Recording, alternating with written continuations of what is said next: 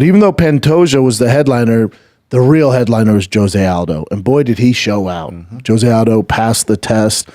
And I don't think the UFC thought this fight was going to go this way. I don't think they really care, but I think they're trying to get Jonathan Martinez over. He's the young prospect, monster.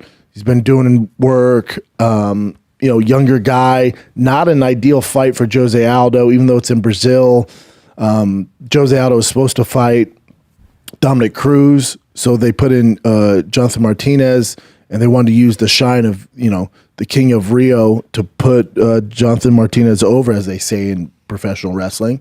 And Jose Aldo had different plans. He looked fantastic. He won all 3 rounds easy. The judges got this one right, 30-27 across the board there. And it was Jose Aldo's night. The crowd, by far the biggest applause. Everyone was there. Matter of fact, after his fight, some people left. I know a lot of the fighters left. I heard the arena wasn't that full. Even though they said it was they sold 14,000, I heard the tickets they're like 2 for 1 and stuff like that. So, that's what you get when you put on a card like this. But Jose Aldo looked fantastic. It's also should note that was Jose Aldo. They offered him a contract extension.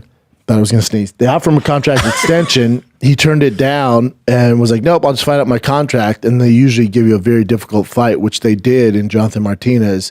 But they didn't realize that Jose Aldo has a lot of juice left in the tank and knocked out their young lion. So he fought out his contract, which is always dicey. We saw Francis do it. We've seen a number of guys do it. It blows up in their face. For Jose Aldo, who's a legit UFC Hall of Famer, he's already in the Hall of Fame. It was a smart choice. I think he does re-sign with UFC. Where else would you go? You can go to PFL? Could they pay him more? Maybe. They might do that. Fight people that we don't know and maybe win $1 million. But, you're just fighting never man's land and nobody's watching. I think for him, he's going to try and do a hybrid deal to remain in the UFC. He wants to box too. I don't think the UFC will be too happy about that, but I do think eventually he'll come back to the UFC.